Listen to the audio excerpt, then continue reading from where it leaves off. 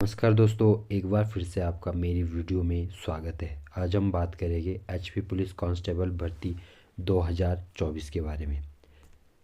आप सबको पता ही होगा कि एचपी पुलिस के फॉर्म भरने की तारीख जो है समाप्त हो चुकी है और अब आप सभी विद्यार्थी इस इंतज़ार में हैं कि एचपी पुलिस का फिजिकल कब होगा। तो आज हम इसी के बारे में बात करेंगे। तो आपको ये पता ही होगा कि 1,36,000 जो है फॉर्म यहाँ पे जो है भरे जा चुके हैं एचपी पुलिस के। तो आप परेशान मत हो, फिजिकल की अपडेट भी जो है आपको कुछ ही दिनों में आपके सामने आ जाएगी। आप अपनी तैयारियों को कंटिन्यू करें। फिजिकल के साथ साथ आप अपनी रिटर्न की तैयारियों पर भी अपना फोकस बनाए रखें। आज बात करते हैं एचपी पुलिस सिलेबस के बारे में। आज आज जो है HPPSC यहाँ पे आपको दिख रहा होगा। HPPSC Himachal Pradesh public service commission द्वारा जो है यहाँ पे सिलेबस की नोटिफिकेशन जारी कर दी है कि आपका जो है कौन कौन सा सिलेबस जो है कितने मार्क्स का होगा और जो है कौन कौन से सब्जेक्ट इस पे न्यू ऐड कर रखे हैं वो मैं आपको जो है यहाँ पे बताने वाला हूँ।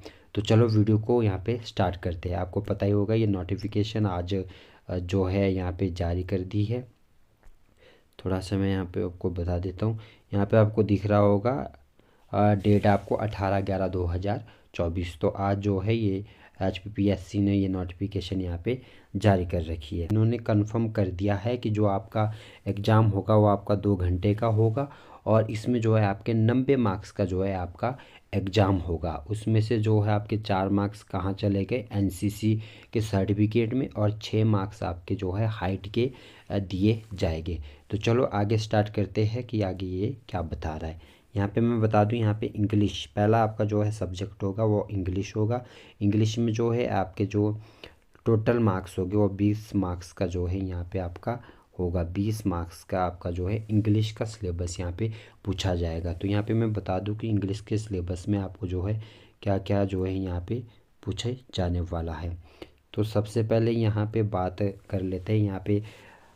ये यहाँ पे आपको दिख रहा होगा मैट्रिक स्टैंडर्ड, मतलब आपके जो 10th क्लास तक जो आपने इंग्लिश पढ़ा हुआ है उसके ही आधार पे जो है आपको इंग्लिश जो है एचपी पुलिस भर्ती में भी पूछा जाएगा। तो यहाँ पे सबसे पहले होगा आपका टेंसेस। आपने टेंसेस पढ़े होंगे, सभी बच्चों ने पढ़े हैं।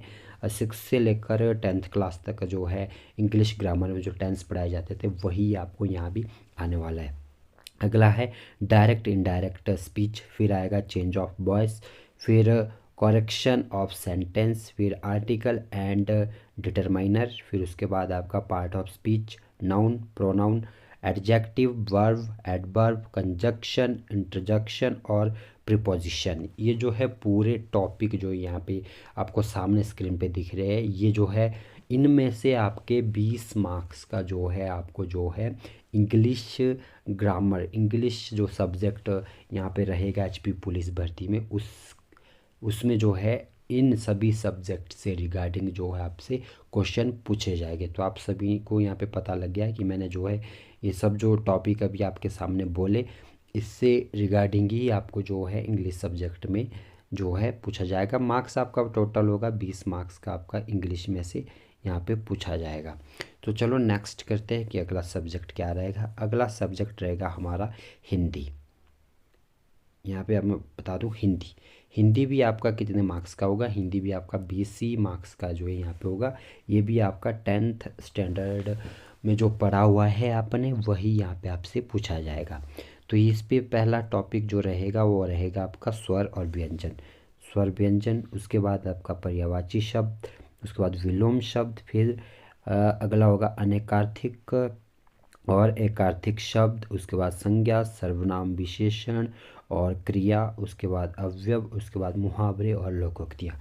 ये आपका हिंदी का जो है सिलेबस रहेगा। हिंदी व्याकरण आपने पढ़ा होगा, हिंदी व्याकरण तो जी उसी से रिलेटेड जो है यहाँ पे आपसे पूछा जाएगा। ये भी आपका 20 मार्क्स का जो है सिलेबस यहाँ पे ऐड कर दिया गया है। तो आपको जो है इसके बारे में भी जो है आपकी तैयारी अच्छी होनी चाहिए। हिंदी में भी आपको तैयारी करनी है। ऐसे मत सोचिए कि हिंदी एक इजी जो है इजी जो है टॉपिक है। हिंदी इजी टॉपिक नहीं है। हिंदी आपका अगर आपको आता है तब भी आप इसका जो है एक एक घंटे इसकी जो है तैयारी कर सकते हो। हिंदी को एक परफेक्टली बनाओ जिसमें आपके 20 में से 20 जो है सवाल आने की संभावना बने।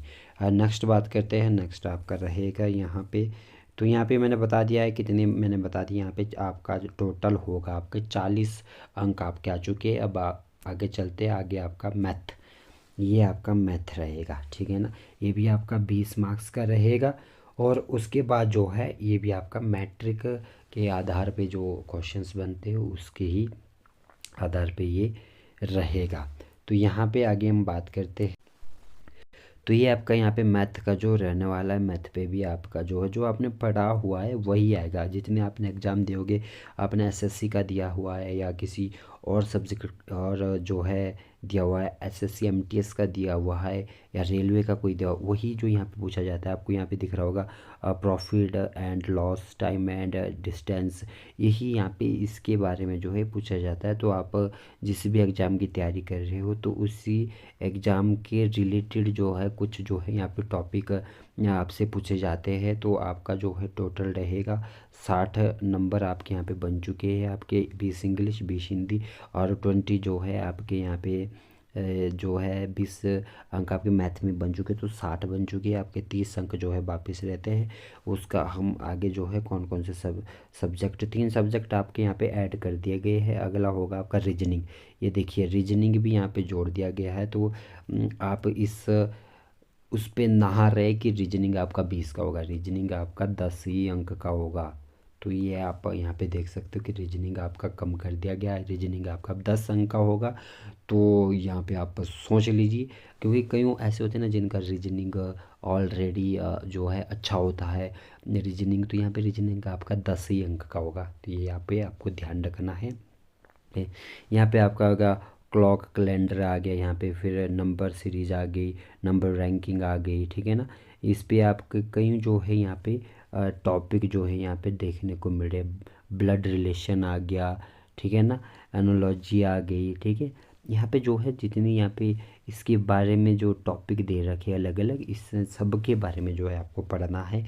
आपके 10 ही नंबर का ये पूरा जो होगा, तो यहाँ पे 10 ही अंक आपको रीजनिंग में देखने को मिलेंगे। तो 4 सब्जेक्ट आपके हो गए, तो और टोटल आपका 70 हो गया है। तो नेक्स्ट यहाँ पे अगर हम बात करें तो यहाँ आपका जनरल अवेयरनेस, ये जो टॉपिक और ये जो सिलेबस है ये आपका याद करने लायक सिलेबस है। ये आपको याद करना पड़ेगा और डेफिनेटली याद करना पड़ेगा, क्योंकि इंग्लिश ग्रामर आपने 10th स्टैंडर्ड से पढ़ते हुए आ रहे हो और हिंदी व्याकरण भी पढ़ते हुए आ रहे हो और मैथ भी आपने जो है किया हुआ है और रीजनिंग भी आपका आता है। लेकिन जो जनरल अवेयरनेस है ये आपको पढ़ना पड़ेगा। वैसे तो सभी सब्जेक्ट आपको पढ़ने पड़ेंगे, ऐसा कोई सब्जेक्ट नहीं जो आपको पढ़ना नहीं पड़ेगा।